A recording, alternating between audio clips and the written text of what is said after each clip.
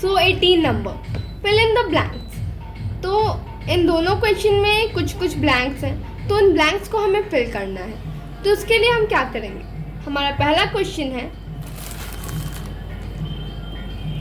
18 का first number, -9/5 is equal to dash by 20 is equal to 27 dash is equal to -45 dash. So इसमें हम क्या करेंगे, तो ये हमें एक equivalent fraction equivalent rational number की फॉर्म में बनाना है। तो यहाँ पर -9/5 जो है वो एक पूरा रेशनल नंबर है। बाकी अब इन फिल इन द ब्लैंक्स को हम इन्हीं के अकॉर्डिंग में बनाएंगे। सो हमारा पहला क्वेश्चन है -9/5 is equal to dash by 20। So dash by 20, अब ये इक्विवेलेंट फ्रैक्शंस हैं, तो 5 के टेबल में 20 कितने बार में आता है, 4 बार में। तो -9/5 into 4/4 will be our answer. So -9 into 4 is -36 by 5 into 4 is 20. So हमारा पहला आंसर होगा -36. Our next question is 27 by minus नहीं dash. So -9/5 into, अब 9 के टेबल में 27 कितने बार में आता है, 3 बार में। तो यहाँ पर 27 एक पॉजिटिव नंबर है। तो यहाँ पर 27 जो है वो एक पॉजिटिव नंबर है और -9 जो है वो एक नेगेटिव नंबर है। सो अब -9 एक नंबर है और यहाँ पे जो मिसिंग नंबर है अगर उसे हम प्लस में रखेंगे, so minus plus will be minus, जो कि हमारा प्रोडक्ट जो है पॉजिटिव नंबर है वैसे वो गलत हो जाएगा। तो हम यहाँ पर माइनस में ही उस नंबर को रखेंगे। तो 3 बार में 27 आता है 9 के टेबल में। So -9 to -3, so -9/5 into -3/-3, so minus minus plus. So हम अगर प्लस का साइन लगाएं ना लगाएं बात एक ही है। सो 9 into 3 is 27। अब 5 into -3, so minus plus minus, and 5 into 3 is 15. So minus plus minus, so we will put to minus. So हमारा सेकंड आंसर है -15. हमारा नेक्स्ट क्वेश्चन है -45 by dash. So -9/5 into, अब 9 के टेबल में 45 कितने टाइम्स में आता है, 5 टाइम्स में। So -9 into 5 will be -45 because minus plus minus by, अब जिस नंबर से हम न्यूमरेटर में मल्टीप्लाई करते हैं उसी नंबर से हम डिनोमिनेटर में भी मल्टीप्लाई करेंगे। सो 5/5, सो -9/5 into 5/5, so 5 into 5 will be 25. सो हमारा थर्ड आंसर होगा 25. Our next question is -6/11 is equal to -18 by dash is equal to dash by 44. So हमारा सेकंड क्वेश्चन है -6/11 is equal to -18 by dash is equal to dash by 44. तो पहले वाले question की process की ही तरह हम सेकंड वाले में भी वही प्रोसेस करेंगे। सो -6/11 इंटू, अब 6 के टेबल में 18 कितने बार में आता है, 3 टाइम्स में। सो -6/11 into 3/3, so minus plus minus, और 6 इंटू 3 इज 18, 11 इंटू 3 इज 33. सो हमारा पहला आंसर होगा 33. हमारा सेकंड क्वेश्चन है डैश बाई 44. तो -6/11 इंटू अब 44 11 के टेबल में कितने बार में आता है? 4 टाइम्स में। सो 4 into 4 by 4 minus 6 by 11 into 4 by 4. So 11 into 4 will be 44 and minus 6 into 4 is minus 24. So हमारा यहाँ का आंसर होगा minus 24. So एक बार फिर से देख लेंगे. 18 नंबर का फर्स्ट आंसर है minus 36, minus 15 and 25. In the second number our answer is 33 and minus 24. अब देखते हैं दूसरा क्वेश्चन क्या बोल रहा है. So 19 number, which of the following pairs are equivalent rational numbers. तो अब जैसे इसमें हमने क्रॉस मल्टीप्लिकेशन हमने इसमें यूज़ नहीं की थी, हमने इसमें इक्विवेलेंट जो रेशनल नंबर्स निकाले थे, बट इस वाले में हम क्रॉस मल्टीप्लिकेशन करेंगे 19 नंबर में, बिकॉज इसमें हमें इक्विवेलेंट रेशनल नंबर ढूंढने हैं. सो 19 नंबर. सो 19 नंबर का फर्स्ट क्वेश्चन है -13 बाय 7 एंड 39 बाय -21. सो मैंने आपको बताया था कि जब भी हम आंसर निकालते हैं तो हमें कोशिश करनी चाहिए कि माइनस साइन अगर डिनोमिनेटर में हो तो उसे न्यूमरेटर में भेज देना चाहिए. सो इसे कन्वर्ट करने के बाद -13 एंड -39 बाई 21 हो जाएगा, बिकॉज 21 डिनोमिनेटर था और उसमें माइनस साइन था, तो हम इसे इसके न्यूमरेटर यानी 39 में भेज देंगे. सो क्रॉस मल्टीप्लिकेशन में -13 इंटू 21 इज इक्वल टू, तो -13 इंटू 21 क्या होगा? -273. अब 7 इंटू -39 क्या होगा? -273. तो अब इन दोनों में माइनस साइन है और ये दोनों एक ही नंबर्स हैं, तो ये दोनों इक्वल हुए. So we can say that yes they are equivalent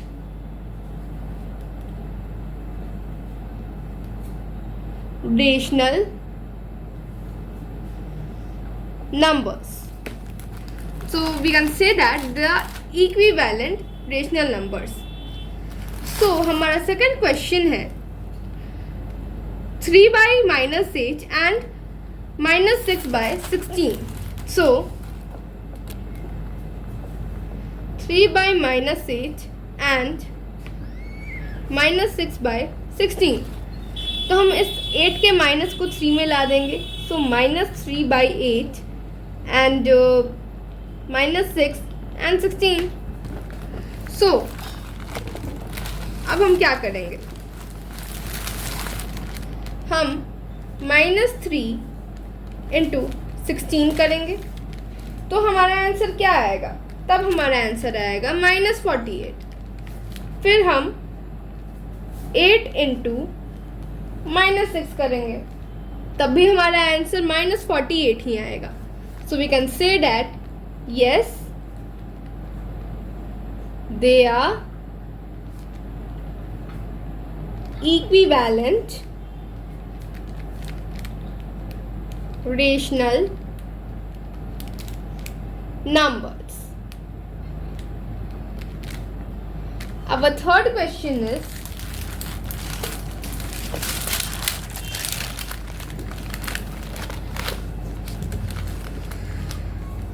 9 by 4 and -36 by -16. So 9 by 4 and -36 by -16. तो मैंने आपको बताया था कि अगर किसी रेशनल नंबर में उसके न्यूमरेटर और डिनोमिनेटर अगर दोनों में माइनस है तो वो दोनों माइनस कट जाते हैं, तो हम इन दोनों माइनस को काट देंगे. फिर हमारे पास आएगा 9 by 4 and 36 by 16. So 9 into 16 will be 144 and 36 into 4 is 144. So ये दोनों इक्वल हैं. So we can say that yes, they are equivalent rational numbers. So our fourth question is 7 by 15 and minus 28 by 60. So fourth question, 7 by 15 and minus 28 by 60. So 7 into 60 is 420 and minus 28 into 15 is minus 420. तो क्या ये equal होगा? नहीं. क्यों? अब आप तो बोलोगे कि ये 420 ये भी है, 420 ये भी है, बट इसमें डिफरेंस इतना है कि ये नीचे वाला 420 एक नेगेटिव नंबर है और ऊपर वाला 420 पॉजिटिव है. तो of course negative number positive number से छोटे होते हैं. तो माइनस 420 तो 420 से बहुत छोटा हुआ. So we can say that no, they are not equivalent rational numbers. Our fifth question is 3 by 12 and minus 1 by 4. So fifth question, 3 by 12 and minus 1 by 4. So 3 into 4 is 12 and 12 into minus 1 is minus 12. तो इसमें भी वही चीज़ है, ऊपर वाला 12 positive है और नीचे वाला नेगेटिव 12 है. तो ये दोनों इक्वल नहीं होंगे. So we can say that no, they are not equivalent rational numbers.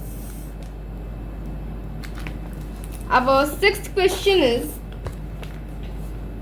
2 by 3 and 3 by 2. So sixth question, 2 by 3 and 3 by 2. So अब इसमें हमें क्रॉस मल्टीप्लिकेशन करना है. सो 2 into 2 is 4 and 3 into 3 is 9. तो ये तो साफ दिख रहा है कि ये दोनों इक्वल नहीं है. So we can say that no, they are not equivalent rational numbers.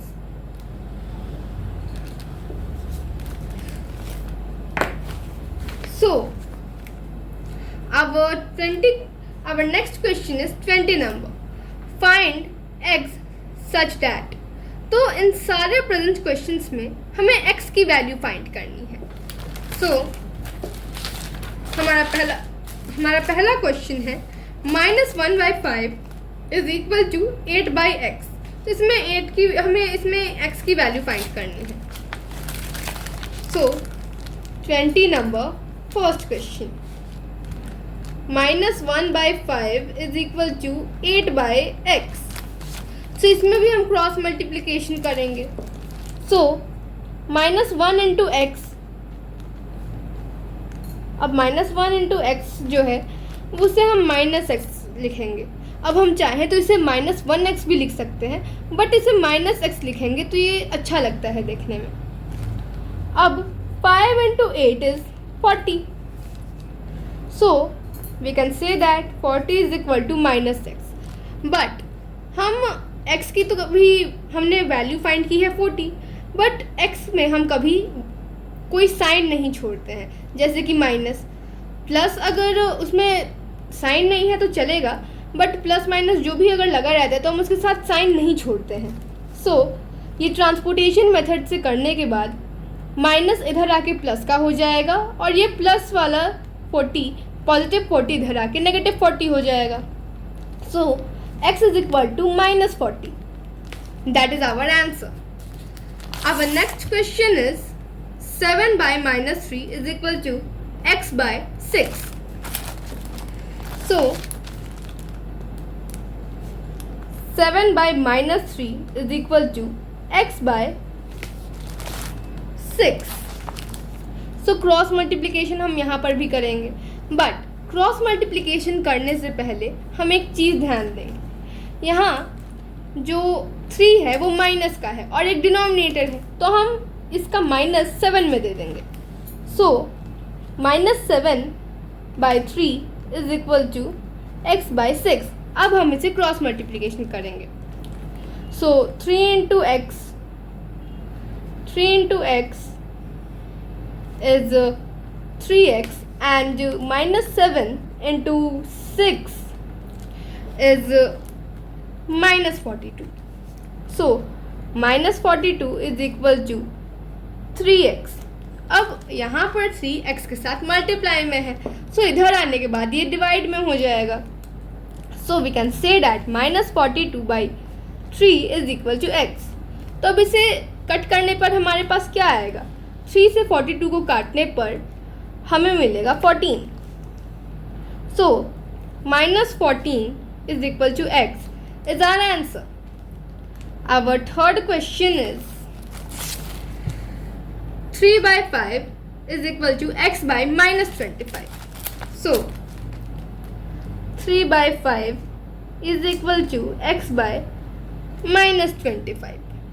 So यहाँ पर हम क्या करेंगे? x की तो कोई वैल्यू है नहीं, अभी हमें इसका वैल्यू जो है वो फाइंड करना है। तो अब रूल्स ये कहते हैं कि डिनोमिनेटर का माइनस न्यूमरेटर में हम दे देते हैं। तो हम चाहे तो ऐसे भी कर सकते हैं, चाहे तो हम बिना इसका माइनस ऊपर दिए तब भी हम आंसर ला सकते हैं, बट रूल्स के अकॉर्डिंग चलेंगे। सो 3 by 5 is equal to -x by 25. So 3 into 25 is 75 and 5 into -6 is -5x. So -5x is equal to 75. So अब 5x के साथ मल्टीप्लाई में है, तो इधर जाने के बाद डिवाइड का हो जाएगा, तो -x is equal to 75 by 5. इसे कट करने पर हमारे पास आएगा 15. सो आप अपनी कॉपी में अच्छे से बनाएंगे, मुझे आपको समझाना है इसलिए मैं यहाँ बगल में शो कर रही हूँ। सो -x इज इक्वल टू 15. तो मैंने आपको बताया है कि x के साथ माइनस नहीं रखते। सो ट्रांसपोर्टेशन मेथड से इसके प्रोसेस को करने के बाद 15 जो पॉजिटिव नंबर है इधर आने के बाद नेगेटिव हो जाएगा और ये नेगेटिव x इधर जाने के बाद पॉजिटिव हो जाएगा। So -15 is equal to x. That is our answer. Our next question is 4 number. So 13 by 6 is equal to -65.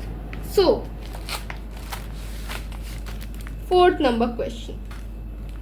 13 by 6 is equal to -65 by x. तो इसमें हम क्या करेंगे? इसमें 13 into x is equal to 13x and 6 into -65 is -390. So 13x is equal to -390 and अब 13x के साथ यहाँ पर मल्टीप्लाई में है, इधर जाने के बाद डिवाइड का हो जाएगा, वाजिब सी बात है। So x is equal to -390 by 30. तो काटने पर हमें यहाँ पर 30 आ जाएगा। So x is equal to -30. सो हमारा नेक्स्ट क्वेश्चन है 16 by x is equal to -4. So 16 by x is equal to -4. तो अब -4 के नीचे अगर हम 1 लगा देते हैं तो इसकी वैल्यू उतनी ही रहेगी. सो 16 into 1 is 16 and -4 into x is -4x.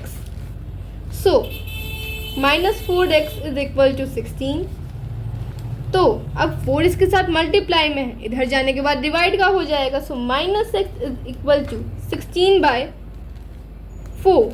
सो 4 से 16 को काटने के 16 को 4 से काटने के बाद हमारे पास आएगा 4. So -x is equal to 4. Transportation method से करेंगे तो ये -4 इज इक्वल टू x, जो कि हमारा आंसर है. Our next question is -48 by x is equal to 2. So -48 by x is equal to 2. तो अब 2 की वैल्यू अगर इसके नीचे हम 1 लगा दें तो उतनी ही रहेगी, तो हम इसके नीचे 1 लगा देंगे. सो -48 into 1 is -48 and 2 into x is 2x. So 2x is equal to -48. सो 2 इसके साथ यहाँ पर मल्टीप्लाई में है, इधर जाने के बाद डिवाइड का हो जाएगा ट्रांसपोर्टेशन मेथड से. सो -48 by 2 को डिवाइड करने के बाद हमारे पास आएगा 24. So x is equal to -24. हमारा नेक्स्ट क्वेश्चन है which of the following numbers are equal. तो इसमें बोल रहा है इन फॉलोइंग नंबर्स में कौन से मतलब नंबर्स हैं वो इक्वल है. तो अब इक्विवेलेंट पूछे या फिर इक्वल पूछे, बात एक ही है. सो इसमें भी हम क्रॉस मल्टीप्लिकेशन ही करेंगे. सो हमारा पहला क्वेश्चन है 8 by -12 and -10 by 15. So 21 first number, 8 by -12 and -10 by 15. सो मैंने आपको बताया था कि डिनोमिनेटर में माइनस को नहीं छोड़ना चाहिए. सो ये 12 का -8 में चला जाएगा. सो -8 by 12 and -10 by 15. So 8 into 15 is -120 and 12 into -10 is -120. तो -120 -120 इक्वल है. So we can say that yes they are equal. हमारा नेक्स्ट क्वेश्चन है -3 by 9 and 7 by 21. So -3 by 9 and 7 by -21. सो अब ये माइनस जो है 21 का ये 7 में आ जाएगा बिकॉज 21 डिनोमिनेटर है. सो -3 by 9 and -7 by 21. So -3 into 21 is -63 and -7 into 9 is -63. तो -63 -63 एक ही है. So we can say that yes they are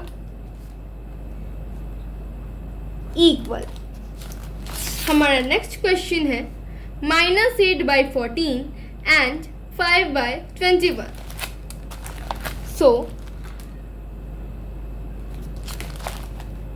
-8 by -14 and 15 by 21. सो अब मैंने आपको बताया था कि माइनस माइनस जब न्यूमरेटर और डिनोमिनेटर दोनों में रहता है तो वो कट हो जाता है. तो इन दोनों माइनस को हम काट देंगे. सो हमारे पास आएगा 8 by 14 and 15 by 21.